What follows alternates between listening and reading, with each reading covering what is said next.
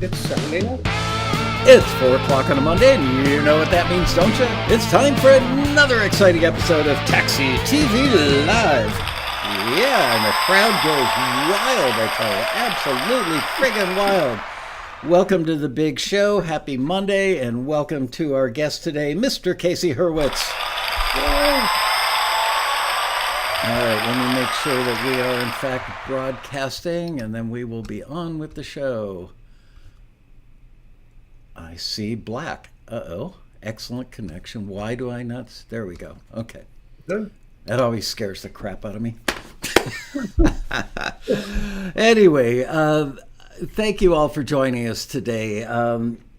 Casey, how many road rallies have you been to? The Taxi annual conference, like 17 or 18 or something ridiculous? No, 2007, so what does that make it? 17, 16 or 17. Yeah. Okay, so he's a veteran, and you know, I say this every year. I got to beg people to come, and people that do get off their tushies and make it to the big conference every year go, I can't believe I've never done this before. It's amazing. And then sure enough, within 3 to 6 months, we start getting emails. I met a guy at the rally bar. He's a publisher. He took my business card. I got a deal. Now I've got placements. This is not an exaggeration, and we hear it all the time, yet the majority of our members don't come. But Casey does something which is very, very helpful every year. He puts together a thing on the Taxi Forum, which is forums with an S, .taxi.com, about things that you should know before you come to the rally. Like, you know, bring deodorant and a toothbrush. Sensible things. Yeah, Casey doesn't use deodorant or toothbrushes, but he tells everybody else they should. That's why I never meet any A&R people. That's right. And that's why your wife doesn't have to worry about you while you're out of town. That's right. Sue takes his toothbrush right out of the suitcase. You're going to have bad breath all weekend. Anyway, now he performs a public service every year, does a thing called What to Bring to the Rally, and he just updated it recently, and now it's called the 2024 edition. So that's what today's show is about. And as promised in the email, I want to talk to you guys about where are the best places to meet industry people. What's your best pickup line? You know, like, listen to my music or you'll never see your family again. That is very outmoded and doesn't work, people. Threatening never works. Not good. But no, there really are Greg Carrozes in the chat room in all caps. Come to the road rally. Thank you, Grego. I wish I didn't have to beg people. Because like I said, every time newbies come, they go, oh, I can't believe I've never done this before. So Casey, I'm going to hand the mic as it is over to you. And you just run with it. Every now and then I'll interrupt you with a question or a sidebar comment or something. And then after you go through your thing, I want to talk specifically about, I added something this year, which is BYOB. Because of inflation, the meals and the drinks are going to be a little expensive. You know, I went to a Jersey Mike's sub place the other night, got a small Philly cheesesteak. It was $17.78 for a regular size Philly cheesesteak. No chips, no drink. $17.78. So anyway, I'm suggesting people bring a bottle of booze with them. Go buy one drink at the bar, keep running up to their room to replenish it so they don't have to spend like $18 per drink. Right. Anyway, take it away, Mr. Hurowitz. Did you want me to start with meeting A&R people or just everything else? No. Start with right at the top of your list, the simple stuff. Bring an open mind. Well, yeah, keep an open mind so you can learn things. You know, you're going to learn new things. You're going to see things in a different way. And also, besides meeting A&R people, never, ever lose sight of the fact that meeting peers and building your relationships with peers for collaborations, producers, vocalists, for me, that has been bigger, much bigger than meeting A&R people. And I always tell people, you may very well meet A&R people, but don't go to the rally expecting to be discovered. And that if you're not, like, you might be an artist and think, I'm going to get discovered and get my label deal, or you may think you're going to sign with 3 libraries. You may or may not. Many people do, but I want you to realize, I want everybody to know that it's about it's meeting peers as well. I mean, everything I've ever done is probably because of people I knew on the forum and the rally. It is. It's, you know what? Let's talk about the elephant in the room, which is I'm socially uncomfortable. I'm a bit agoraphobic, which I am, believe it or not. But I'm able, put me in front of a webcam and I'm over it. Put me on stage at the road rally, I'm over it. The minute I come off that stage, ugh. I'm not comfortable in social situations. And I know that that's something that a lot of people experience to varying degrees. Like, I'm not a fan of going to weddings or parties, stuff like that. I'm comfortable. You know, if Casey were there, I'd hang out with him. We'd talk music all night and I'd be fine. And I understand why people don't want to come because in their mind, they imagine this big, scary thing.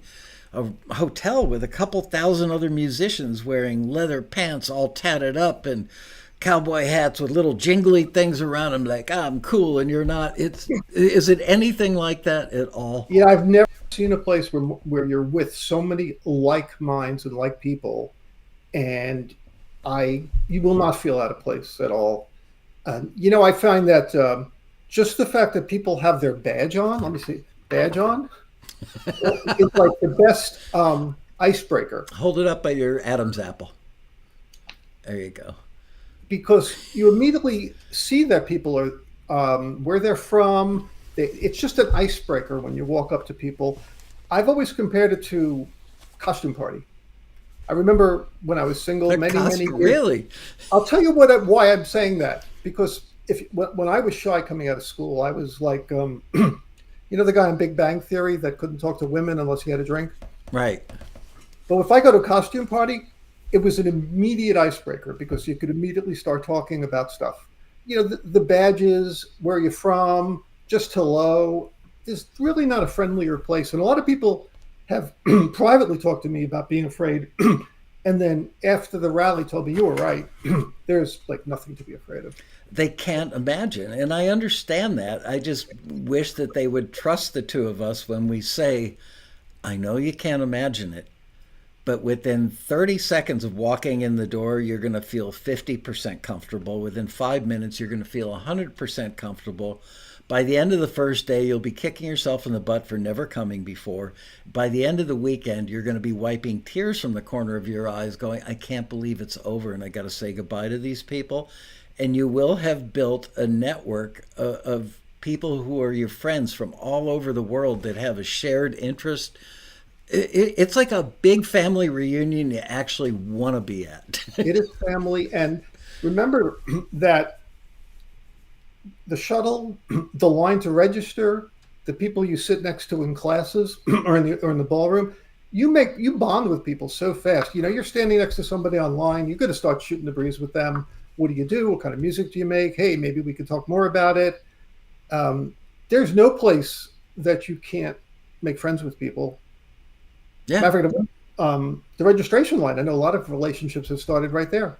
I've said this before. I'm a little embarrassed to admit it, but we intentionally let the registration line.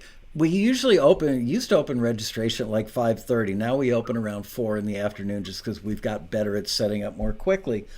But the line, people start showing up at like 7 or 8 a.m. And the reason they do that, Casey's going to talk about in a little while. I don't want to go through your whole list here, but everybody will tell you that in the registration line, you immediately make friends with the person standing to your left or right or front of you, behind you.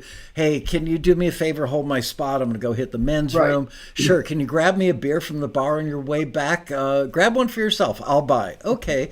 And before you know it, where are you from? I'm from Peoria. Oh, I'm from Indiana. Great. And we could get through that line in about 90 minutes, I believe. But sometimes it goes 3 hours or more. And it's because we see all the love that's going on out there. I walk up and down the line and see it with my own eyes and I feel like a dad who just saw his kid graduate high school. That's how I feel at the rally, other than wanting to hide in my room. I feel like a proud dad. Well, you had taking it from the top, like you had mentioned, some people want to know everything from the beginning. So I thought I'd back up to when your plane lands, there's a shuttle to the hotel. You do not need to pay for a taxi or an Uber. There, you follow signs at the airport for hotel shuttles, and the Second level, by the way. I don't know if it was like this last year, but last it's no year, longer on the baggage level. Now you have to go upstairs, yeah. look for the red sign that's about that big. And you could always ask somebody, where are the hotel shuttles? When you're standing waiting for shuttles, you will see shuttles from all the other hotels and rent-a-car places go by. The Westin shuttle runs, I think, every 20 or 30 minutes. I forget whether it's 20 or 30. So if you stand there, one will come along. Murphy's Law says you'll have just missed one. And Exactly. and also on the shuttle, you'll see people that you know instantly are going to the rally. They may have guitars, or just maybe, oh, these are musicians, I could tell. Yeah, it's true. I hear that every year. Oh, I got on the shuttle, met people, and now they're my friends for life. None of this is exaggerative. No, None I of it. mean, it's a sad story. We lost Spring Lavelle last year, but I became good friends with her on the shuttle a couple of years back, and we were friends for life from there. At that point on, we worked on songs together, we communicated, we gave each other's critiques, and it actually started from a conversation on the shuttle. Um, yeah. And, think about this. There's another event coming up from an organization that I respect. I'm not bashing the event, but they have to charge for it. We give ours away for free. Um, I want to say I saw that there's like $469 for a ticket, Hmm. and it's at a hotel that is not next door to either of the airports here in LA. Right. So, if you're it's closer to Burbank Airport, it's still going to cost you $35 to get there. God, I took an Uber back from the car dealership getting my car fixed the other day.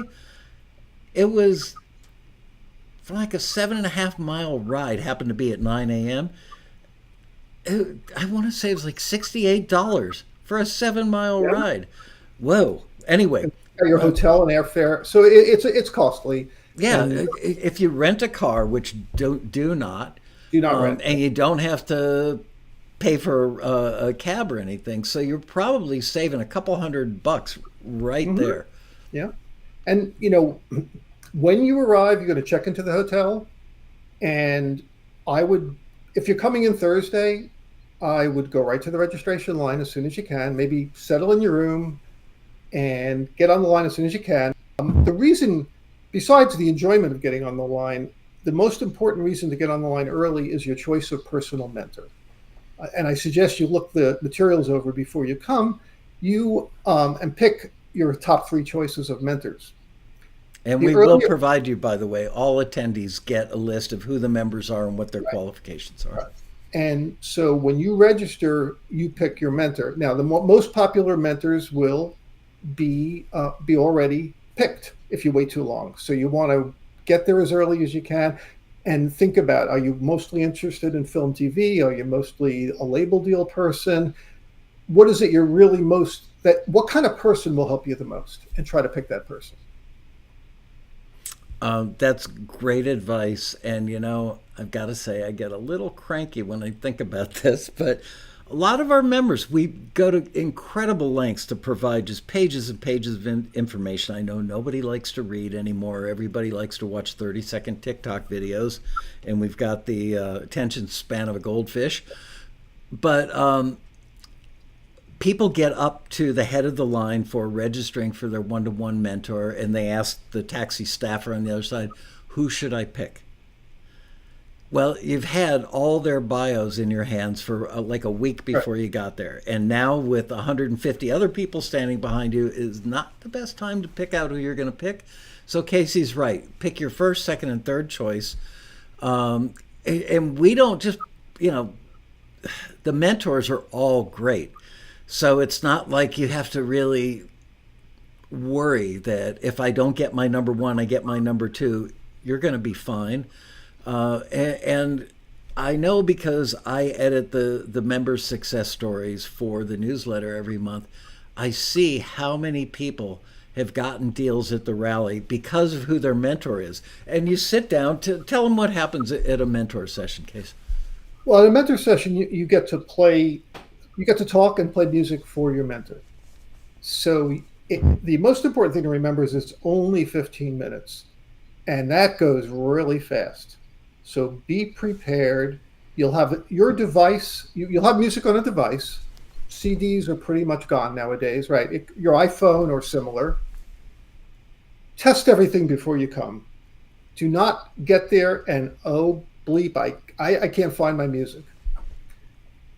So when you get there, know what you want to ask the mentor, know what you want to play, pick those 2 songs or 3 songs that you want to show the mentor. A lot, and because have your questions written down in advance.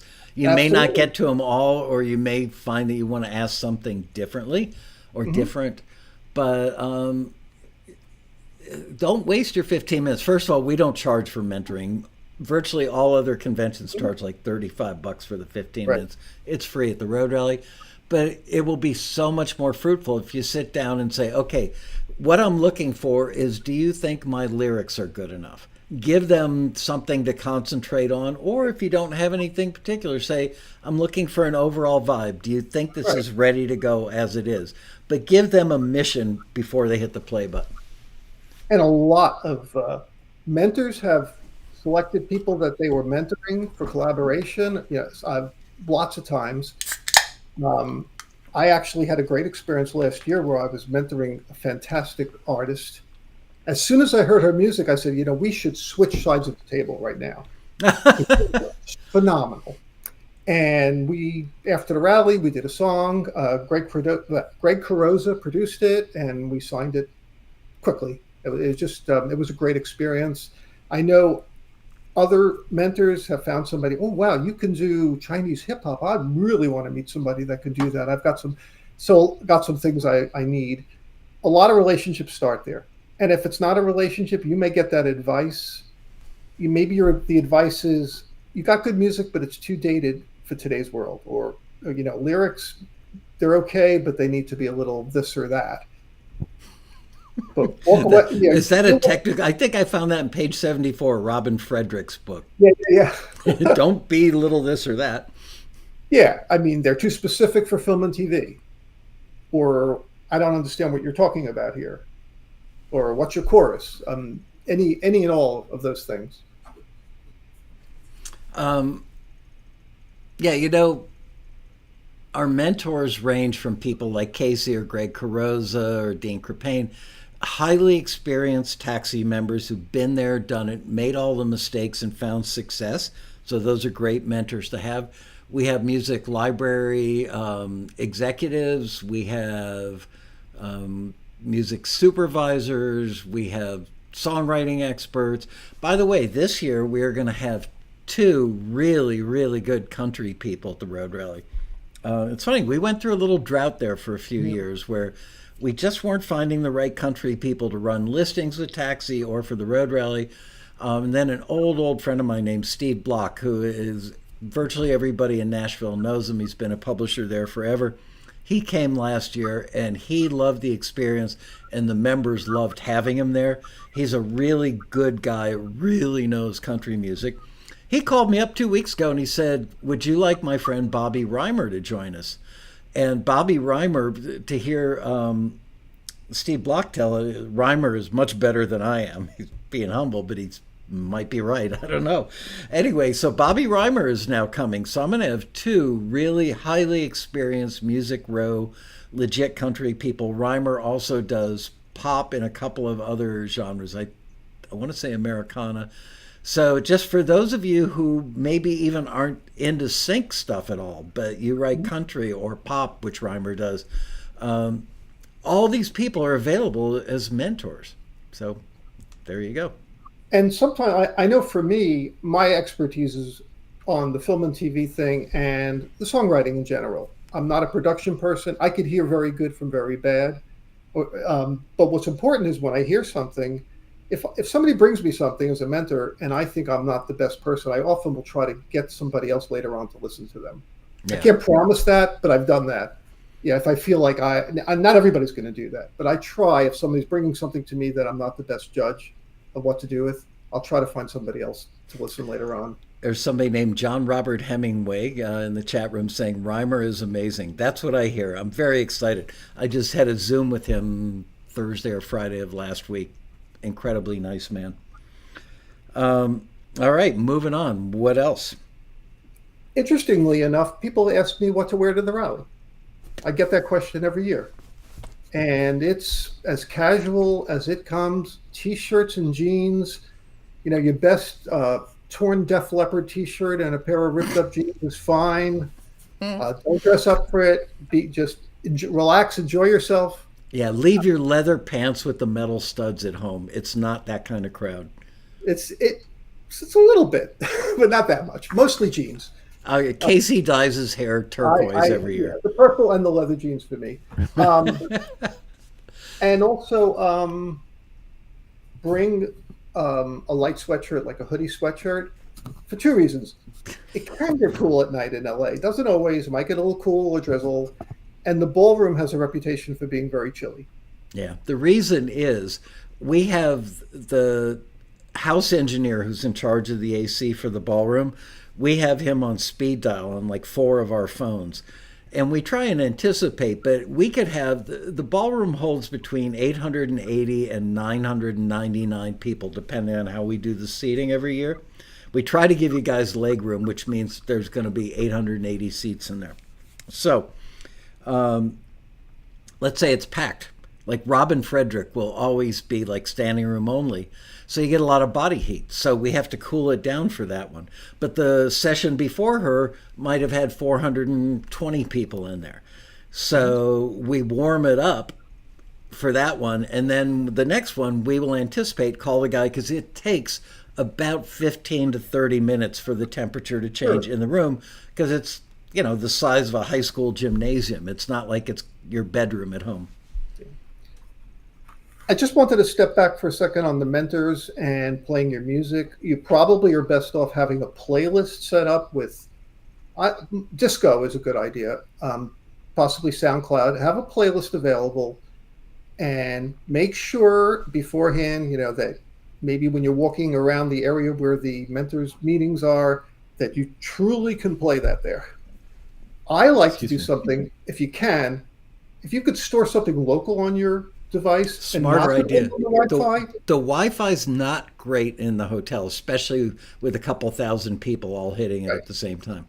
So my recommendation is I can't tell everybody how to do this on every device, but if you could store those songs in a local way on your device, I will email myself a few songs, and I'll know they'll be sitting in my email, and I can always get to them.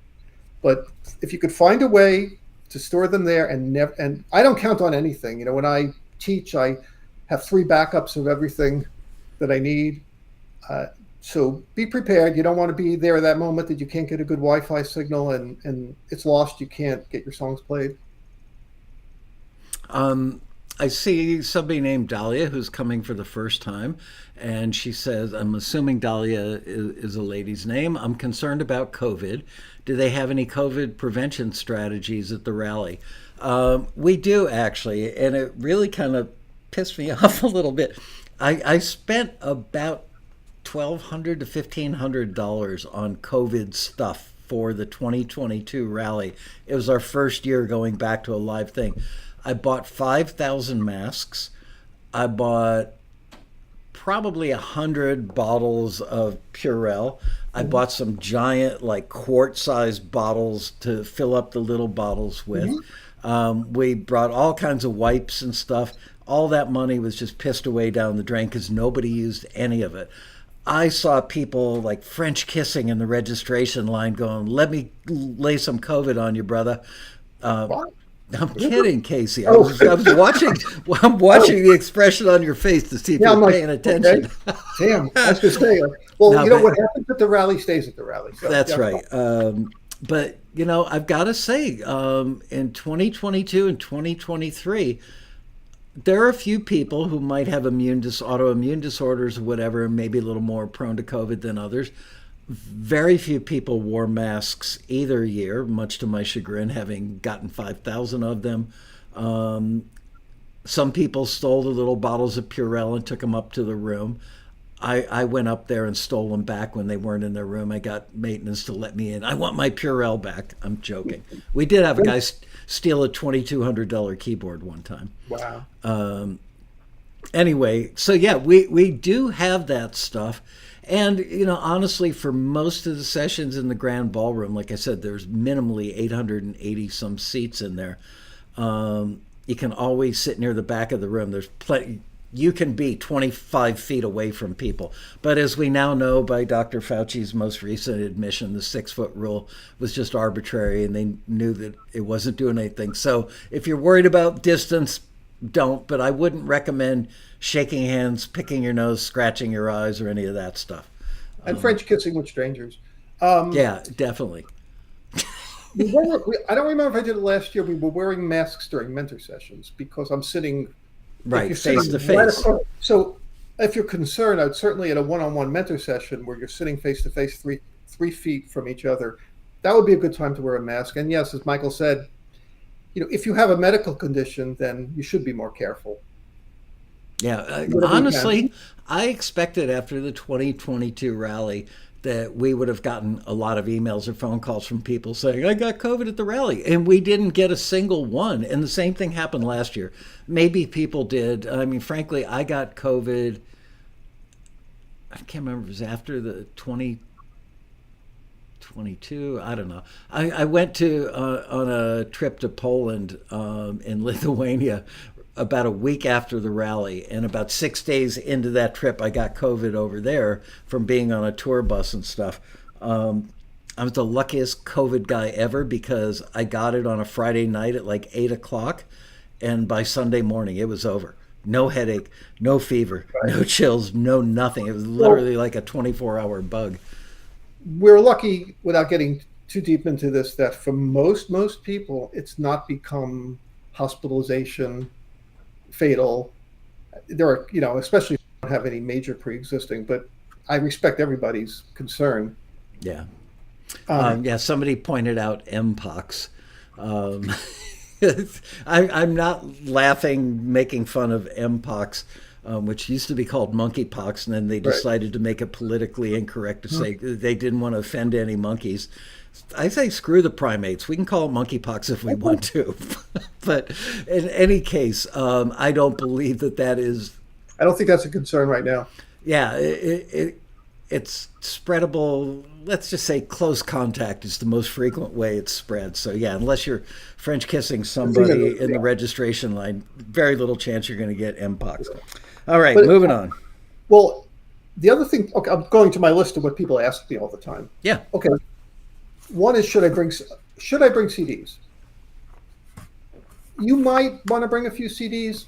Mine always ended up as drink coasters. You may have. It's not really used that much, right? Not a lot of people want to bring CDs home with them. So, like, you might meet somebody and you give them a CD, and they're probably not even going to take it home. And if you have a CD and it's in a full-size jewel case, it's even less likely somebody's going to take it home because now it's big and bulky. So if you do have a CD, I always say put it in an envelope that's nice and lightweight. Put the track listing and your contact information on the envelope and on the CD. The worst thing in the world is when you have a CD and the track listing is only on the CD itself. Because then when it's playing, we all want to glance at the track listing. But I really don't, I'm not bringing CDs anymore. It used to be the big deal that I put on my CD. But the same advice holds for your device in that if you're thinking about what to put on your device to play for somebody, it could be the mentor, it could be one of those bar sessions, it could be any place. Lead with your very best. If you have 3 or 4 songs, figure out which is the one that's going to make a person want to listen to me the most. Right. Always lead with your best. It's funny. There's another school of thought that for years I thought might have been valid. And then one day somebody much smarter than myself said, are you kidding me? Some people used to put their best song last. And I'd say, why? Well, I want to leave them with a good impression. They won't And get they're right, they won't get to the last song if they're not wowed by everything that's in front of it. So lead there. with your best. It's like getting to the best part of a song within 15 seconds. They're not going past that. So yeah, put your best up. You don't need a lot of music. You don't want to. I wouldn't give a person something with 20 songs on it. They'll get overwhelmed. You know, three, Right. four. There's no exact number, but I wouldn't go crazy on that. And then people also say, and I don't have a great answer for this. Like, what if I do multiple genres? I've got a great answer. What's yours? My answer is every single person I've ever met in almost 50 years of being in the music industry. I'm in my Hmm. 49th year of being in the real music industry. Um, Anytime somebody walks up and says, "Oh, yeah, I do rock, I do pop, I do jazz, I do country," immediately the person that you're telling that to is thinking amateur, maybe Hmm. using some less kind words to describe you in their own little thought bubble. Always name the genre that you do best. Like Yes. you could say, you know what, I do country and sometimes I drift a little bit towards Americana. That's believable. I do Right. rock, I do pop, I do country, I do jazz, I do hip hop, I do heavy metal. And also, it always pays to do something upbeat if you can. You know, I've probably done too many down songs, and if you could lead with a really solid, I always wrote this, the "She Left Me and I'm Going to Kill Myself" songs. It just, I don't, I have a million of those, but if you could start with an upbeat song that gets to a chorus in 30 to 45 seconds and really impress somebody, Right. and also well produced. I mean, it shouldn't be a rough sketch unless it's a pure songwriting discussion. But if it's want to impress somebody for a library placement, you want to have a really good production on there. Steve Block and I did a thing last year called Before They Were Hits. It was primarily him. He just liked having me on stage to bounce things off of. Excuse me, but I did bring a song that to this day, 49 years in the industry, is the single best, by far single best piano vocal demo I I've ever remember. heard.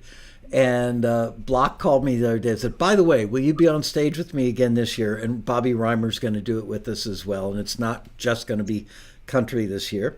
And Block said, "Make sure you bring that song again." And I look so forward to playing it to people because it does tell you this is where the bar is set. You can get a song cut with a piano vocal or guitar vocal demo if the song is as well crafted and beautifully Mhm. written as the one I'm going to play for you. And even though the piano sound is pretty, it's like a not a great electric piano sound, but the vocal is sung in such a compelling way that if I were an artist, after hearing the first chorus, I'd go, "Can I please cut that on my record? Please, please, please." So I play that whenever I can to give people a little reassurance that, yeah, piano vocal can work. You don't need to have a full blown demo if your writing craft is that strong and your demo with just your voice and an instrument are that strong. Yeah, but I will say the odds of that being true for most of us mortals is very, very, very low. And most of us, I don't, not all of us, most of us are looking for film TV placement, and there, it's the production. It has to sound really cool. Yeah. That doesn't mean you can't. By the way, if I'm mentoring you about film TV and you've got a song that's not produced yet, I still would love to see what you have as a song. But in terms of getting somebody from a library to say, "Oh yeah, I want to sign that," it can't happen until it's well produced. Andre says, "My mentor said to say that you do multiple genres and also a library owner, they encouraged it." Maybe if you've got a relationship with the library, it's just never a great introduction line. People will literally not believe you. And people say it reflexively because they think that you're going to go, "Wow, it's like a car that's got FM radio, air conditioning. You know, it's got," as my grandmother used to say, "full clipments." She meant full equipment. She's from Russia, so she talked funny. Uh-huh. But yeah, you don't want to oversell. And once they get to know you, let them be the one what to ask you. What else do you do? And Right. spoon feed it to them. Don't give it to them from a fire hose because it really does ruin your Mhm. credibility. And that first song, you're gonna if they like that first song and it's rock, they may say, hey, what else can you do like that? Or they may want to listen to some other things you have, but try to draw them in right away. Let me see what else I have on this. People ask me about business cards a lot. Yeah, I get a lot of business cards. How When I many is a mentor, lot? Like 100, I 200? don't get hundreds, but I may get 40. I may come home with 40 business cards. Oh, I thought you meant you printed up that many. Okay. Oh, no, no, no, no. The ones I receive. Okay. The most annoying thing to me is a business card that's maybe very fancy and beautiful, but hard to read. If the font is very small, Or loopy artistic.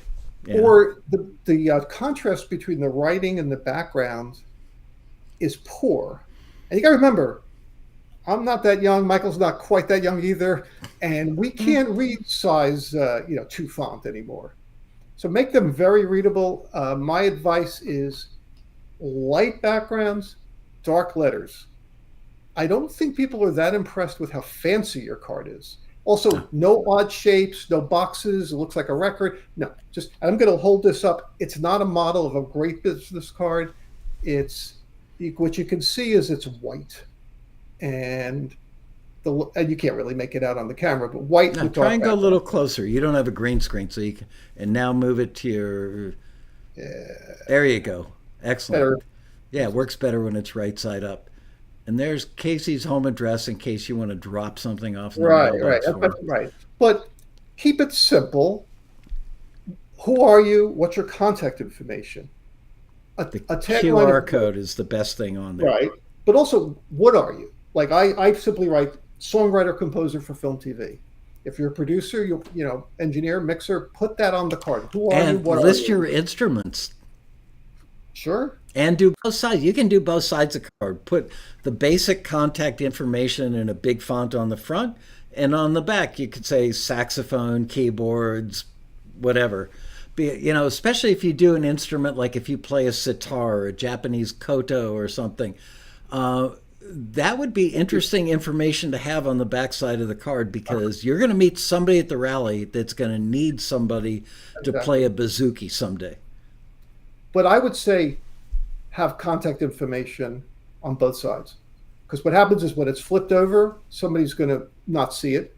Right. So if you do use both sides, still put contact information, and if you could fit the QR code is very important. It should go to your website or a playlist. Now, remember that the person who may look at that, you don't know when they're going to look at it. Is it the next day or 5 months? So make sure that stays constant. Whatever you have at that link, don't make it disappear. So the guy somebody looks at the QR code and gets nothing, gets 404. Yeah. You can change what's on there if you think you have something better, but make sure that you don't lose sight of what was on that QR code in case somebody listens in 3 months. The other thing I've not done yet that's been advised to me, and I think I'll do this year, unless I scare people away, is put a photo on it. It's a really good idea, because when I get cards from people, and who was that person? Right. You get enough cards, you don't remember who was who, but the face will help you remember. So it's not a bad idea. QR code, picture, email address, website, phone number, who you are, that sort of thing. Yeah, I just thought of something. Maybe this should be the year where we do masquerade night for Thursday night at the rally. Everybody shows up with one of those. Remember the movie Tom Cruise and his then wife were in it? It was a bunch of naked people wearing those funny masks that just cover your eyes with a long nose. It was a Stanley Kubrick thing, I think. Clockwork Orange? No. Eyes Wide Shut. Thank you, Liz. Oh, okay. Eyes Wide Shut. We should do that. Everybody shows up with one of those masquerade ball masks. And that way, when you put your picture on the card, you have to do it with the mask. You know what I also wanted to mention? Many years ago, there were a whole bunch of us on the forum that got to know each other, and we had not met in person. But The Dots. The Dots. Dave Walton, great old friend of mine, said, what if we put dots on our badges so in a sea of thousands of people, we could find each other? And again, I'm good. I do a very bad job at that. You can see it. You see how I have that's a stationary store dot. And I put it on both sides, put it on the card itself, not the plastic, because it'll fall off the plastic. And what I want to suggest is those of you who come to this chat room frequently, I think you know each other a lot from the chat room. Right. If you're coming to the rally this year, put a dot on your badge. It'll be easier to find your friends that you have not met in person yet. As goofy as that sounds, I completely agree with Casey on that, because you will see people walking by and go, hey, forum, and they will immediately stop, turn around, go, oh, you're Edmund Red? Yeah. Cheap stationery store, like flea market labeling. And I remember once somebody said to me, what's that dot on your badge? And I said, oh, I get one for every gold record.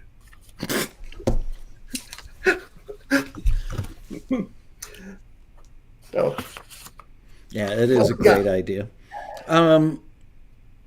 Let's see. What's next on your list? I'm looking at the thing I printed. We covered music.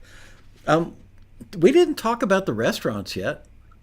but since you mentioned meeting people, I just want to say the basic thing is the best way to meet people and get them to want your music is to not try to do that. Is only talk to people, friendly, hello. You meet somebody at the bar, you don't want to shove your music at them. You just want to talk to them like anybody else you met at the bar. Do not throw yourself at anybody. Don't rush the stage to hand things to people. The guy at the bar you meet, and 5 minutes later you wanted to hear your music. That's not the way to do it. You want to just build your friendship, see what happens. If they ask you about you and your music, that would be a cue to just say something, give a card, but don't be a D, rhymes with tick. Don't be a schmuck, as you said last week.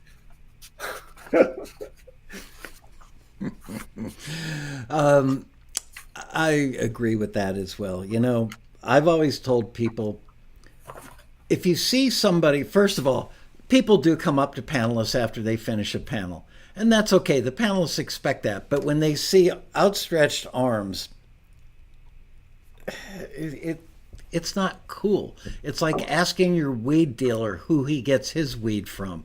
Some things just aren't cool or acceptable. And they're going to throw away whatever you hand them. If they're traveling and they have a suitcase, they're not. It's not going to get in their suitcase. It's going to go in the wastebasket in their room in many, many cases. So there's one guy who's a very nice guy. He shows up to most road rallies, and I get upset with him every year because I get back thousands of photographs from our two photographers, like the day after the road rally. And I have to literally go through thousands, and it's not like pass fail. You go, okay, I like number 121, but then you find something else that tells the story that 121 told, and you're on number 374. So now you got to go back and pull 121 out, supplant it with 374, blah, blah, blah. All that to say that there's this one gentleman who we love to get shots of panelists interacting with people after the panel by the lip of the stage. This guy is in every single shot after every single panel. He literally rendered hundreds of photographs unusable because we can't have one guy showing up in every single photo. And it was really upsetting to me. So if you see the photographer and you know you've already been snapped, just step back a foot or two, please. Save me some time, because it's all about me after all, I think the only time I ever went up to do anything is there was some library executives that I knew online and I had songs with, but I had never met.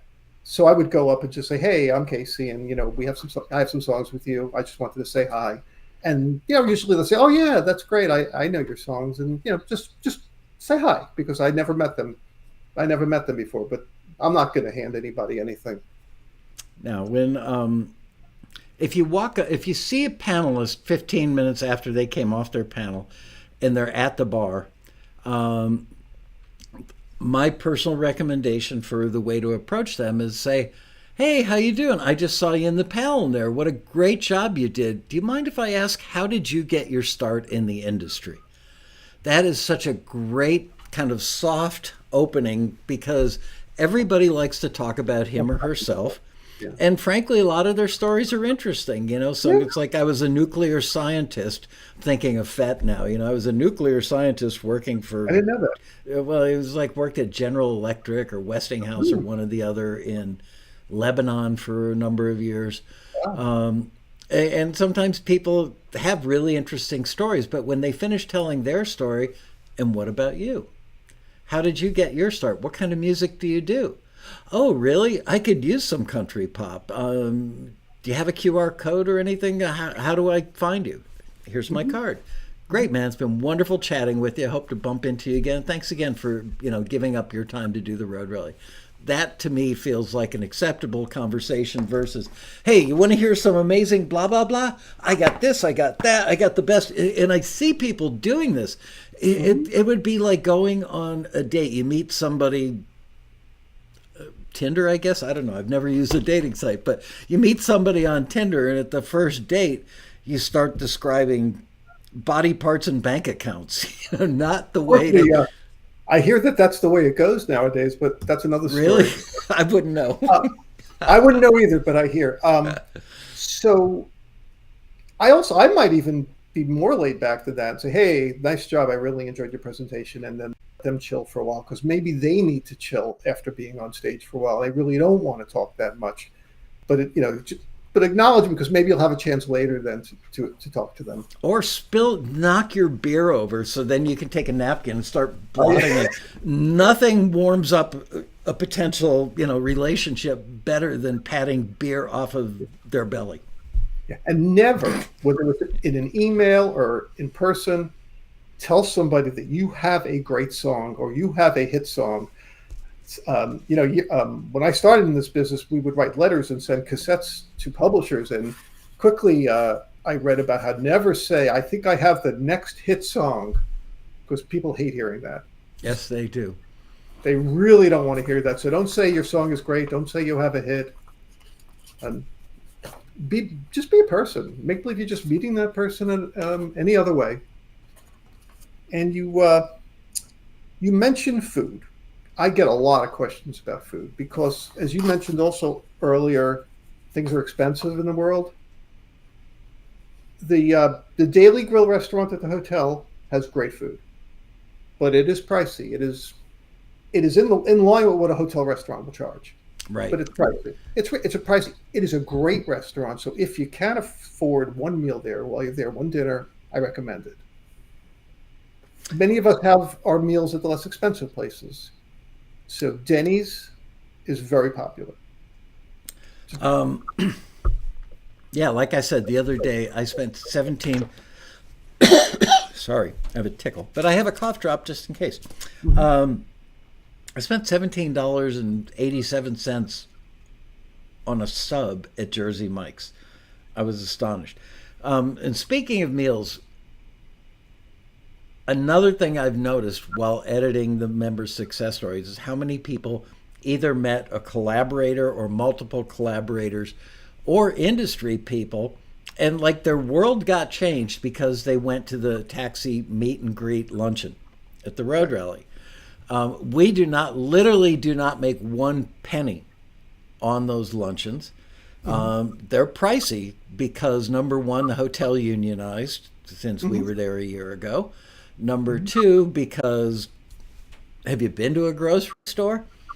So, what used to be like $37 years ago is now up to like, I want to say like $54 for the eat and greet luncheon. And the food is pretty good. That's one thing I have consistently Yeah. heard year after year after year that the food is pretty darn good. But you're not dropping $54 to eat the meal. It's not Exactly. about the meal. We put a different mentor at your table every 15 minutes. So there are 30 tables, 10 people each, and the mentors rotate around. And I'm astonished because it's noisy in there. You put Yeah. 300 people in a room and it's like a wedding. The din is loud.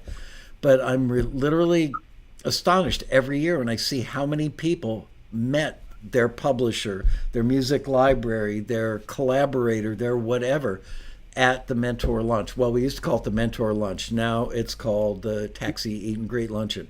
Um, And last year, frankly, was the first year ever in our 20-some year history that it didn't fill up.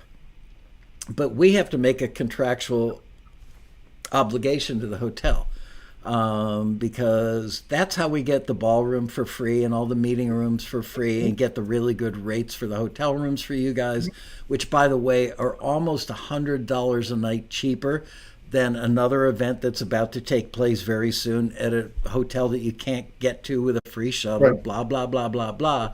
So their rooms are $100 a night more. So if you stay 3 nights at the rally, you're saving $100 over what it would cost you to go to the other event. Not that I'm putting that event down or saying don't go. I'm just showing you the rally rates are really cheap. Last year, we were under, I forget. Bottom line is, I had to personally write a check for $6,800 about a month after last year's road rally to cover the shortfall on the luncheon. So do me a favor, go to the luncheon, but you won't be disappointed. I'm not like encouraging you to go so I don't have to write a big freaking fat check after the rally. It's we go to all this trouble to get really good mentors. Can you imagine trying to get 30 people and they don't get to eat the good lunch? They eat Subway because we can't move a place setting around from table to table to Right, table for them. So we shove a Subway sandwich in their mouth before they sit down and start educating you guys and connecting with you guys. So go to the luncheon. We will be opening up the mentor lunch registration probably in about 2 more weeks. By the way, I'm excited. Last year, attendance was down at the rally by about 10%.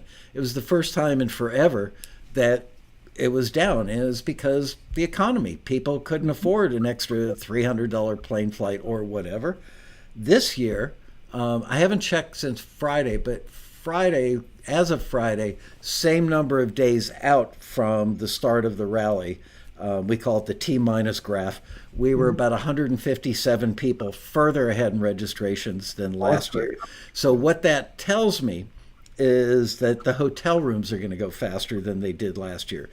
And it always pisses me off, I hope the Westin is watching this, that we block out like 1,400 room nights. And if anything is unsold, like 3 days, or people wait until 2 or 3 days before to go, oh, I'm not coming, and they release their rooms. We don't get those rooms back for other taxi members at the same rate. The Westin takes those rooms and sells them to whatever airline or for Joe businessman for $275 a night. So they love it when our members cancel on a short term like that and they can resell the inventory at a higher price. So just letting you know that if you're going to book the Westin, do it sooner than later so that you don't get caught spending $100 a night more for the same room that everybody else is getting. And I have seen that happen where people wait and they say there's no more rooms at the taxi rate. People have often asked me about the mentor lunch, and my advice is go to at least one. Mm-hmm. You're going to get to hand your music on a card or whatever to that many people. And I know for a fact about relationships that have started that way. And I also know some mentors will take the time, maybe many of them, to listen to at least 1 or 2 songs from everybody. Do you know that we traditionally pay the mentors? We offer a bounty for the mentor that finds the best song. We buy them like a flight to anywhere in the continental United States, or give them a check for $250. We do something. I can't remember exactly what it is. So we do that to encourage them to listen to the music. I mean, I remember like Matt Hurt would listen to everything, and I know for a fact he he made deals lots of times, collaboration deals with people based on what he heard at the rally, and quite a few other people will do it. They will listen. Michael Lloyd, the guy has 100 gold and platinum records on his wall, starting with Dirty Dancing soundtrack and many, like the majority of those huge hits in the 1980s. I can't even think of all the artists, but like Barry Manilow, Dirty Dancing, just huge stuff. Donnie and Marie Osmond. Michael Lloyd, I'm trying to think of the short way to tell you this. I got a really nice phone call from a lady who's been a member on and off for many years. She's very talented. During like the mid 90s, she was kind of a taxi staff favorite as a singer songwriter. And she was getting stuff on like Dawson's Creek and shows like that as a female singer songwriter. I didn't know this until the other day, but she met Michael Lloyd at a road rally. And it turned out that they ended up collaborating on stuff for years and got tons of placements, all because of the road rally. Same thing, Michael Lloyd again. In 2019, I believe, there was a kid in the audience that was like 13, 14 years old. And he was very impressed with Michael Lloyd being on a panel. And when Michael was leaving, the kid basically chased him down in the lobby and said, "Hey, Mr. Lloyd, can I give you my music?" And Michael Lloyd, being the gracious man that he is, said, "Sure, kid, why not?" And he listened to it in the car on the way home, fell in love with it. That kid is now signed to Curb Records because of the road rally. I should have Michael Lloyd tell that story this year. Anyway, But you don't want people to go chasing everybody after they get off stage. you know what? Bring a net, like a 6-foot circular net with weights all the way around. That way you don't have to chase. You can just throw it like a frisbee, watch them tumble in the lobby, and then when you're unbundling them from the net, that's when you hand them the music. On the food thing, I want to mention though. You really don't get my sense of humor at all, do you? I do. I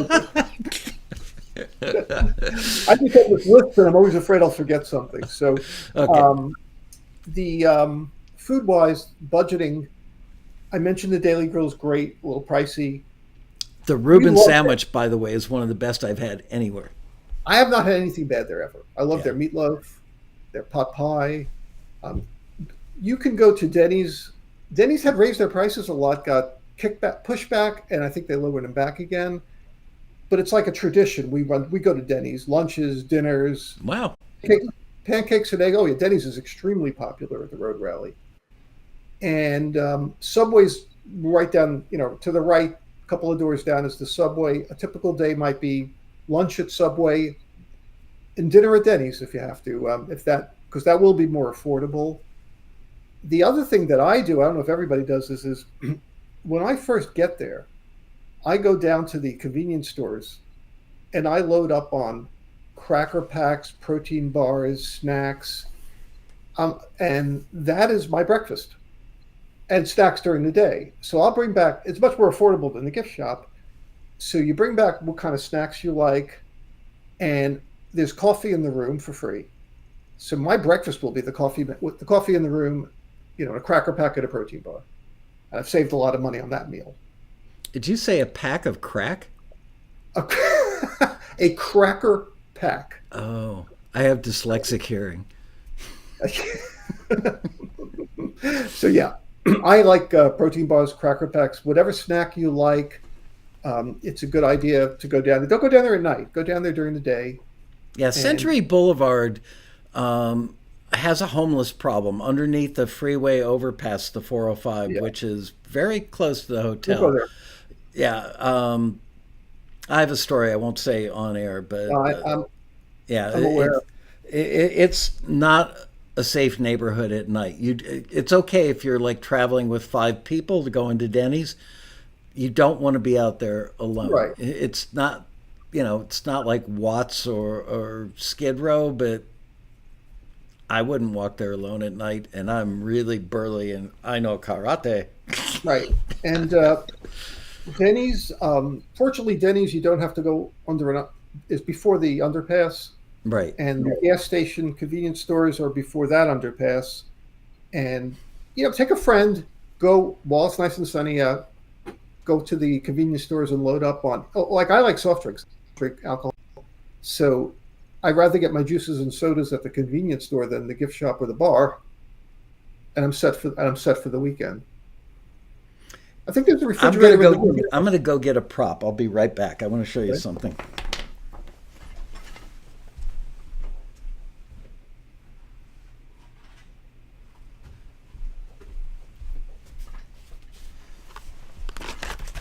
I rarely drink because I get a hangover before I've finished half of any drink, and I live to regret it. So I just don't bother. Uh, Arizona iced tea. Oh, it's a green box, of course. It's a see-through box. How about that, people? Um, Makes these awesome little packets. So you buy a bottle of water, dump the packets in there, and now you've got Arizona iced tea. And I bought these on Amazon, and they were actually pretty cost effective. So yeah, bring a box of 10. So bring 2 boxes, drop $5 or $10 or whatever it is. Bring a couple boxes of this and just keep filling up your water bottle, shake it up, and there you go. Add a little vodka, you're good. And also, you could do the same thing with the snacks. I mean, you don't have to go to the convenience store. If you have room in a suitcase to throw in some snacks, throw them in. Yeah. I don't know if this is all sugar. I think it is ginseng with honey, 5 calories per, total carbs 1%. Added sugar 0. So there you go. Safe and effective. And it's got green tea in it, which is like, I find that matcha green tea gets me more wired than like 2 cups of coffee, So, all right, continue. Did you mention the Thai restaurant, by the way? You did, didn't you? Oh, I forgot it. The Thai is a good restaurant. Next door, Thai restaurant, right next door to the hotel. Fairly, affordable meals. I'm not a big Thai food guy, but people love it. The Thai restaurant and Denny's are just part of the culture of going to the rally. Yeah, you walk into either one of those restaurants, and virtually every person in there you will already know. Right. It's almost all taxi members. Oh, yes, absolutely. Um, Cough drops are a good idea. We get rally voice from talking a lot to too many people. I'm always bringing like Halls or other types of cough drops.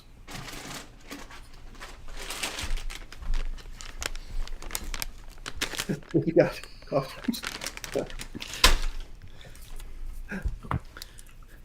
Got those on Amazon. I've got to say, sugar-free cough drops compared to Halls. Actually, the menthol in these is a little weaker than Halls, but they're really good. This was like a fraction. This whole bag, which had, I don't know,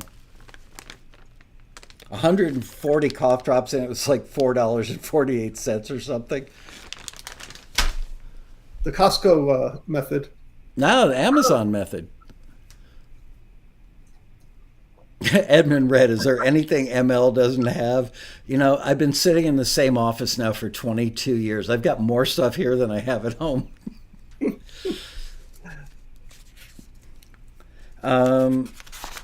Is there anything else that we haven't covered? If I didn't cover something, I hope somebody will ask. All right, I've got some stuff, but I think we've covered it. On your personal device, if you need an adapter to go to Yes. headphone. I know that Taxi has some there, but bring your own. Now, people anyway. steal them. It's amazing. I spend like $200 buying these adapters every year before the road rally, and people just take them. They just walk away with them. I guess it's the same people that take the pump bottles of hand sanitizer. It's like, people, I buy these for the mentors to use, not for everybody to go home with a lovely parting gift. So please don't steal them or don't borrow them on a permanent basis. But yes, right. They make Apple versions. They make USB-C versions. Good thing to have, because so many of our devices nowadays have a USB-C, no longer have a regular 1/8-inch ring tip sleeve jack. So yes, great check it advice. out before you leave the house, that everything works. I'm looking at the list. I've got one. There are some classes that talk about lyrics. I don't know if this happens as much, but you could bring lyric sheets, maybe for a mentor. But like if there's a class about lyrics, sometimes they want you to pass up lyric sheets to the front of the class. A pen and a paper for taking notes is always a good thing to have. An iPad. I see a lot of people typing notes on iPads. When I look through the photos after the rally, I look out in the audience, like 1 out of every 4 people has an iPad going. And you can record stuff. And you can take pictures or shoot videos. Yeah, I still don't like typing on my iPhone that much. I mean, I'm addicted to my devices, but when it comes to taking notes, I'd still rather have a pen and paper. Yeah, I'm with you. I'm just saying that, an iPad, a phone. Yeah. I'm not so good with the thumb stuff, but yeah. Anyway, Yeah, no, I think it's good. I've got one for you. Every year, as we get close, people say, and I will get to your question momentarily, Bradley. Thank you for asking. Hey, Brett. Should I stay at the Westin? I could stay across Century Boulevard at the La Quinta Inn. And while the murder rate has gone down considerably at La Quinta, it's not as safe as the Westin. Now, La Quinta, honestly, I've tried to block book, like 50 rooms a night for people that don't want to pay the Westin rate, which, as we were saying before, is dirt cheap. I mean, whatever the Westin rate is this year, and I want to say it's 169, 179. It's still $100 cheaper than it should be. And it's only because I've been coming there with the rally. We throw the biggest single event on Century Boulevard near LAX every year. So I've got a little clout from that in a long history. So I get good rates. And you can't beat the rates. Our contract says that they are not allowed to give, like Kayak or any of the aggregators, a better rate than you can get by booking as part of the taxi block. Right. Even if you book like a flight and a hotel room, you will still be paying more for the hotel room. So, all that said, every year we get people that, oh, I'm staying at La Quinta. And that's fine. Look, money is money. I understand not everybody can afford, they want to save the $25. It's not that much of a savings, by the way, because while we get the big discount block rate, you don't get the block rate across the street, even though I've tried to negotiate and they were jerks about it. So that said, you do have to cross. If you've had a couple of drinks and you're crossing Century Boulevard at midnight, I personally wouldn't let anybody I love do that. Not safe, number one. Number two, it just doesn't have the same kind of security as the Westin has. But the most important thing of all is I can't tell you how many times I see taxi members talking to a music supervisor, a library owner, or whatever in the elevator, or especially when you get off at a floor. You get off at the 12th floor and you walk out of the elevator and you see somebody from the industry talking to a member. And I just go, wow, okay, so they spent $75 more this week to stay here rather than across the way. How much is that meeting worth? So I'm just saying that you want to be where the action is.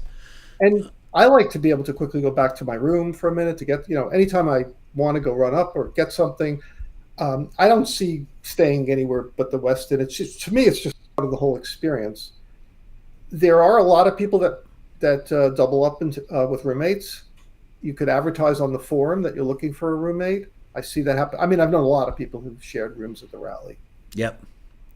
And if not everybody's going to do that, but if it's a better option for most people than staying in a more dangerous place. If the sign, how the signs say 101 days since an accident at this location. If it took 101 days since a homicide at this location, you might want to think about it. Bradley Hagen brought this up before, and he's bringing it up again. It's a valid question. Can I make that small bar on the second floor outside of the open jam and open mic ballrooms not cash only? Who carries cash? Honestly, I pay for those bars. This is the thing attendees don't think about, but it costs me about $250 a night to have a guy stand there and pour drinks at that bar. And we have to meet a certain minimum. They don't have, as of last year, they didn't have like a Wi-Fi credit card swiper that they could move up there. So that's why it's cash only. I thought last year I even canceled that bar up there because I asked the guys at the end of the night, how many drinks did you serve? He goes, I don't know, 10, 12, 15. I said, so you were up here for 4 hours. It cost me $250 and you served a dozen drinks? Yeah, so I think last year I just canned it all together. We've got one big sponsor this year that is looking to do like a late night after party, not that late, like a 10 or 10:30 p.m. start time for a party. And they took those rooms where we used to do the zigzag line downstairs. That is now an indoor golf center, if you can believe that, with golf simulators. So we're going to have to do the registration line elsewhere. And we won't be able, that big sponsor that's about 80% sure they're coming, wanted those two rooms. And we can't get the golf center out of there. So we're kind of screwed on that. I was hoping we could do their event down there because it's literally 20 feet away from the bar. So trying to work that out. But Bradley, I hear you. Nobody carries cash anymore. There's an ATM. I mean, it might be a fee, but there is an ATM, I think. That's true. Yeah, pay $3 for the fee or whatever it is. Bring Bitcoin. Bring your Beatles NFT. I'm sure they'd be happy to take that. Anyway, I will ask them. Let's see. How many lyric sheets was a question, Casey? You'd be better at answering that than I would. Just a few. I wouldn't take very many. I mean, talking about if you have one song, I mean, I wouldn't do more than like 2 or 3 per song, which is even that's probably overkill. But it's only paper if you want to take a few more, and it shouldn't be a lot of songs. It should be 2 or 3, I would hope, at the most, maybe 1. Zen Chief Engineer. My wife paid for an Airbnb. It's kind of a crapshoot. I have no idea what that neighborhood is like, but I did grow up in Detroit, so maybe I'll feel secure. I don't know. Honestly, any neighborhood far enough away from the airport where you would feel safe is going to cost you the difference in Ubers or rental cars to get there and back. Plus, you won't have the ability to walk off the elevator or meet somebody. I'm telling you, elevator's greatest thing in the world. Here's a quick elevator convention story. Years ago, I got asked to speak at the Philadelphia Music Conference, and I got in the elevator. Remember the movie Almost Famous? Oh, yeah. So what was the girl's name? Not the actress, but her character name? Not sure. Liz will know for sure. Liz knows everything when it comes to movies. Anyway, there are these two, Penny Lane, thank you. So there are these two women in the elevator, probably 45, 50 years old. One of them says the other one, Kate Hudson, Penny Lane. Yeah, so thank you. They had no idea who I was. And one of them says the other one, what do you think about that company Taxi? And the other one says, I don't know, but they are the world's leading independent A&R company. So I thought, boy, I'm glad I read that marketing book, because the marketing book said, you know, if you are the first at something and you are the biggest and the best, use that as your tagline. So the world's leading independent A&R company. We were absolutely the first, and we are still, thank God, the best. So I chuckled to myself and thought, boy, that book was worth the $25 I paid for it. And then I introduced myself as the owner of Taxi, and turns out that one of the two women was the real Penny Lane, who inspired the character. And I looked at her badge, it said Penny Lane, and we exchanged business cards and stayed in touch for a couple of years. Anyway, elevators at hotels, nobody can guarantee a happenstance meeting like that. But you got to figure, when virtually the entire Westin LAX has been taken over by road rally people and our panelists and stuff, the chances go way up. Any new and exciting sponsors this year? I am right in the middle of sponsor hell right now. Making the phone calls. I've got 2 Zooms set up for later this week. I would say yes, that here's what the sponsors do. They string you along, string you along, string you along, and then 5 days before the rally, they say, we'll come if you can give us an hour on the Grand Ballroom stage. So now I've already locked in all my panelists. I can't call up 5 panelists and say, can I move you? There's nowhere to move them to, first of all. Second of all, we've already sent the booklet to the printer. So I have to wave goodbye to a $5,000 sponsor because they couldn't get their act together soon enough to give me a commitment. So that's what I'm going through right now. But yes, if I had to give you a personal gut feeling, it's that we will have more and more interesting sponsors this year. No promises.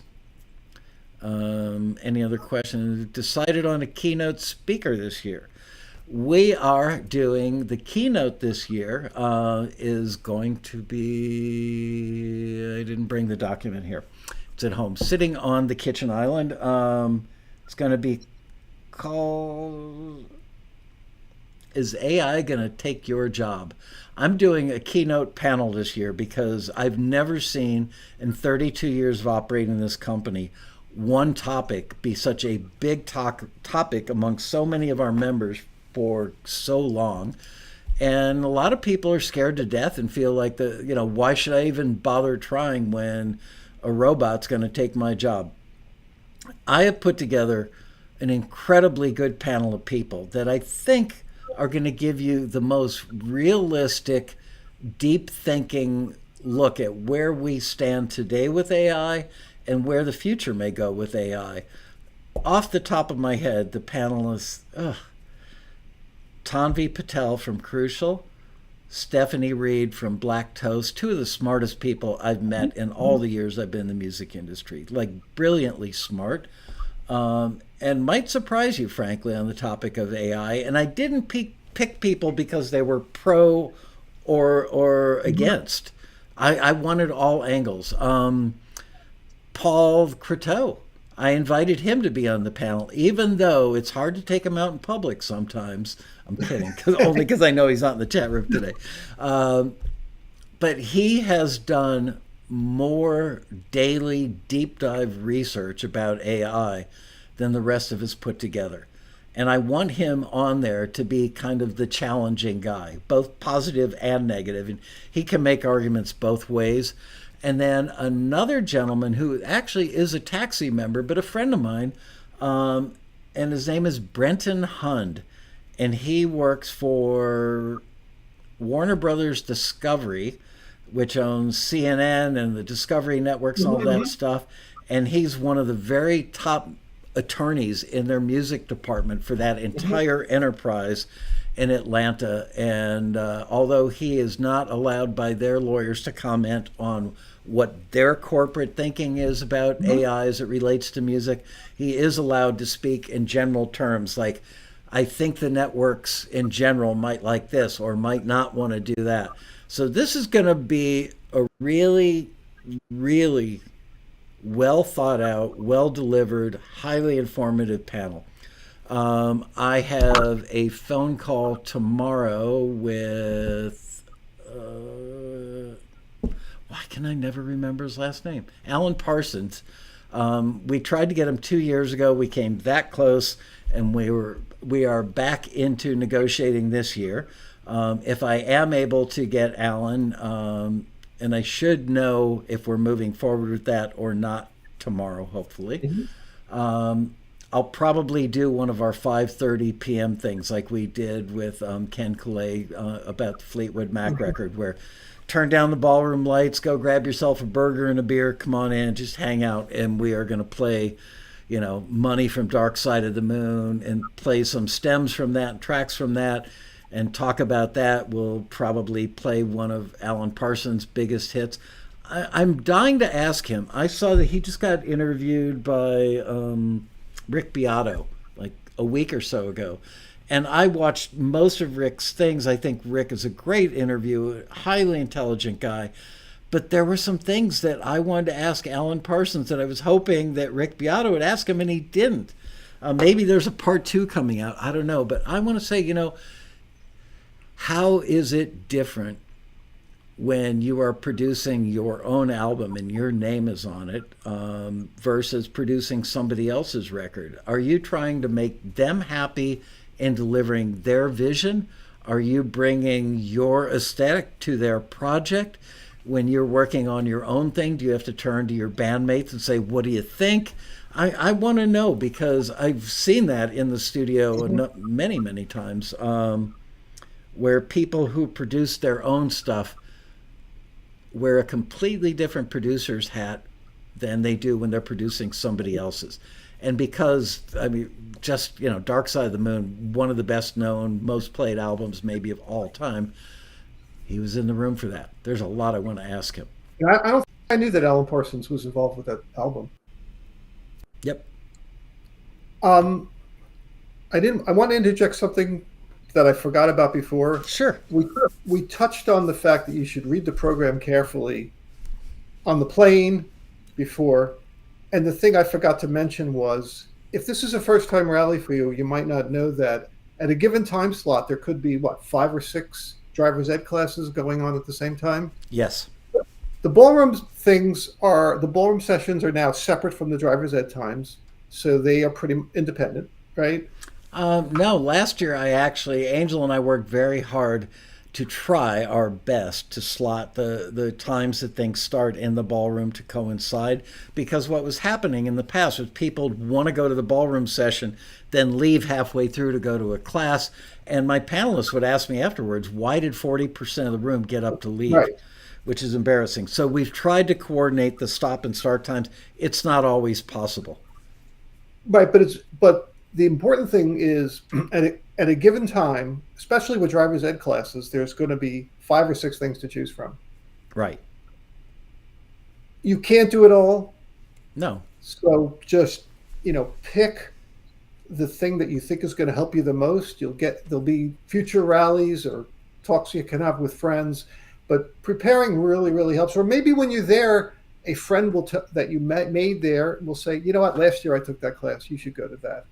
But you know what? I'm so glad you said that because I agree most of the time. But you have to consider the source. If you're asking an ex girlfriend, what was No, he like on a date? She's an ex girlfriend. So if you're asking somebody which class do you like, they might be making music with vocals and lyrics for film and TV, and you're an right, instrumental right, composer. So you really have to filter, who you're getting the information right. from. And it has to stick for what's best for Right. you. I mean, a film TV person, that's more important than something about country lyrics. I teach song structures, but I've told very very experienced songwriters with a track record said, you shouldn't go to my class probably because you should go to this one. That would be better for you. Yeah. Um, I've got to say, it's really hard every year since post COVID.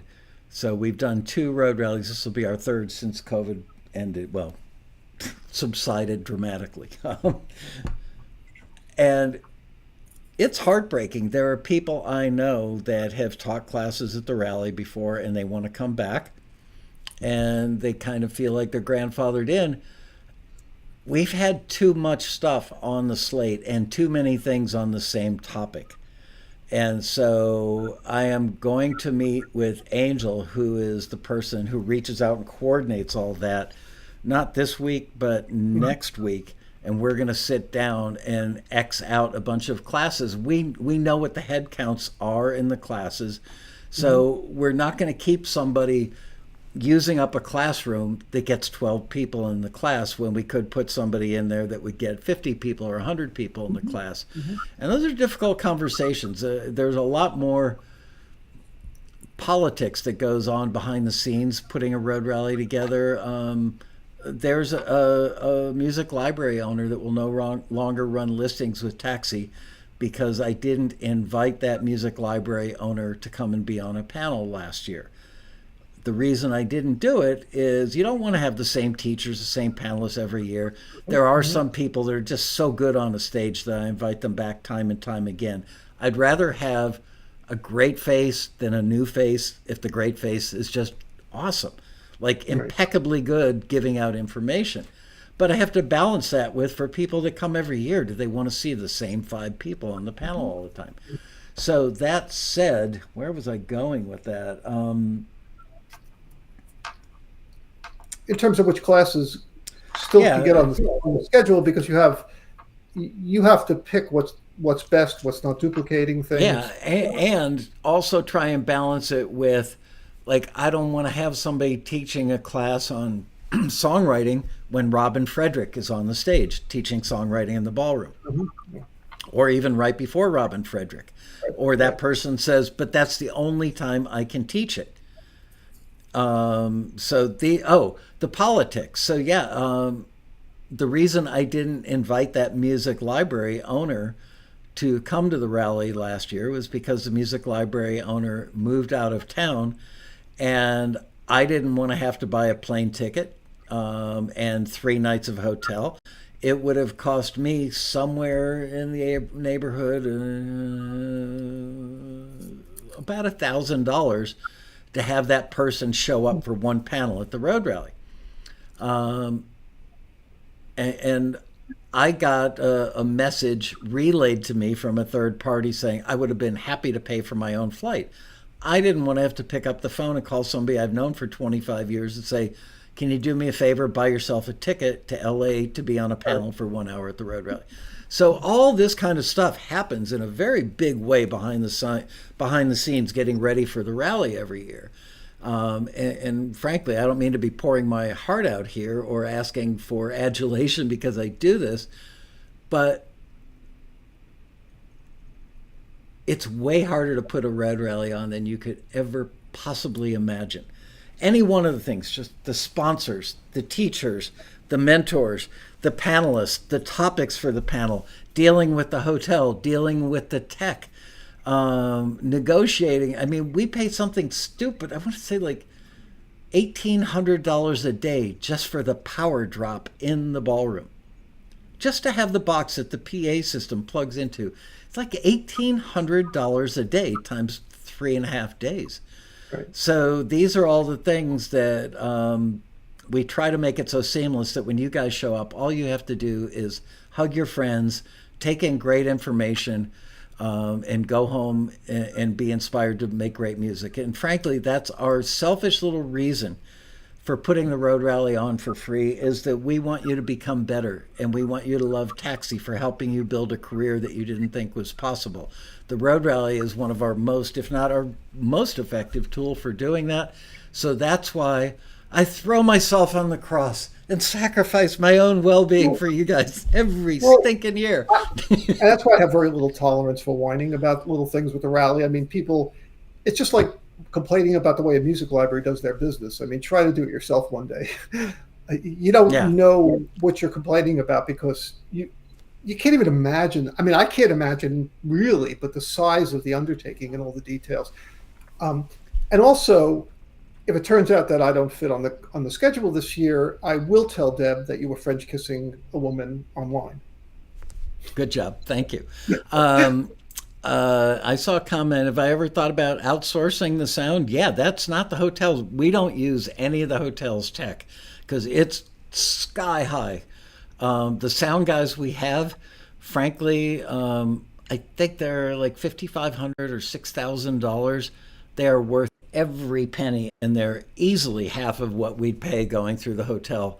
But we love our sound guys. And I just found out Thursday of last week that the two guys I love the most, not that I don't love the whole crew, but they're two guys that like read my mind. They've done so many rallies that I know when I'm walking on stage, I don't even have to say, do you have a mic ready for me? All I have to do is have my hand out, boom, they got a mic in there. They just are so good. Mm-hmm. And there's stuff that you guys also don't see. Like we get recordings and we have redundant recordings of what goes on in the panels. Reason being is we get the stuff transcribed that then goes in the newsletter. So just having that stuff, making sure somebody hits record before every panel, hits stop after every panel, gets me the files in an organized, well-labeled way after the road rally. All these little things that go into making it successful. I may be the tip of the spear, but I am not the team. And it does take, to coin a corny phrase or use a corny phrase, it takes a village. It takes a great staff. It takes great sound guys. There are a couple people at the Westin that I've known for years that I can call at home at 11 o'clock at night, and I have screaming into a telephone, sadly, during the middle of the rally. It's 35 degrees in the ballroom. Anyway, they all put up with me, and they are all part of the team, and we all feel like our family puts on a great show for your family, I guess is the best way to sum it up. Mm-hmm. So that's it. We are at the end of today's episode. Next week is Labor Day, and the office is closed for Labor Day. I do have somebody already booked for the Taxi TV after Labor Day. A gentleman named Hugo McLaughlin that is a taxi member that I met at the Road Rally a couple of years ago, I think. And like a month ago, I got a really long letter, like 600 word letter from Hugo. And I read this and I went, he totally gets the whole thing. And I do. I live in a state of frustration when I spend an entire weekend every month putting together a newsletter that hardly anybody takes the time to read, or people that don't come to the road rally. We do all this stuff so that you guys can be successful and we can go, we helped him do that. That's our reason for living. That's what we do for our living. And we love what we do for our living. This guy totally captured the essence of understanding all that is on the smorgasbord that Taxi lays out for you. So I said, would you mind coming on Taxi TV for the people that don't take advantage of the all-you-can-eat taxi smorgasbord? They submit 2 or 3 songs over a period of a year. They don't get a forward, and then they go online and tell people, yeah, Taxi didn't really work out for me. Well, Taxi didn't work out for you because you didn't show up at the gym, you didn't lift the weight, you didn't get on the treadmill, and you wondered why you're still 50 pounds overweight. On the second floor, there was some type of rate my record thing going on by the open jam and open mic ballrooms during the afternoons. What is that exactly? I'm not sure, Bradley. I honestly don't know. Rate my record. Never heard of it. I don't know. Wow, William South reads the newsletter. Thank you, William. Anyway, you guys, thank you so much, and thanks for letting me vent a little bit. I do get testy around road rally time every year because pretty much working 7 days a week, and when I'm sitting at the kitchen counter at 11 o'clock on a Sunday night, I have to remind myself I'm on a mission to enrich lives. So show up and be enriched, will you? Just so I can feel better about that, because it's all about me all the time. Thank you very much, Casey. Thank you for not only being here today, but for doing this on the forum every year. That's another thing. The forum, one of the greatest resources for musicians anywhere, and it's a small club of people that use it. I don't know why more people. It's literally like having an ever-growing, ever-getting better Encyclopedia Britannica about everything you want to know about the real music industry where people earn money, and most people don't use it. You have to embrace this community between the rally and the forum. There's just so much. The community itself is amazing, totally amazing. It is. If I had a bunch of D-bags as customers, I probably wouldn't work Sunday nights at 11 o'clock, but I don't. We are all very fortunate here under the roof at Taxi to say that we know many, many, many of our customers. We really genuinely love the community that they are, and it's incredibly satisfying to go to the road rally and just kind of stand back in a corner and go, wow, look how many people are having a great time and going home with their lives changed because they showed up for this thing. I guess working 7 days a week and the 90 days leading up to it was worth it after all. So there you go. Show up, you guys. See you in 2 weeks. Casey, thank you again. Have a great Labor Day. And bye-bye. Adios.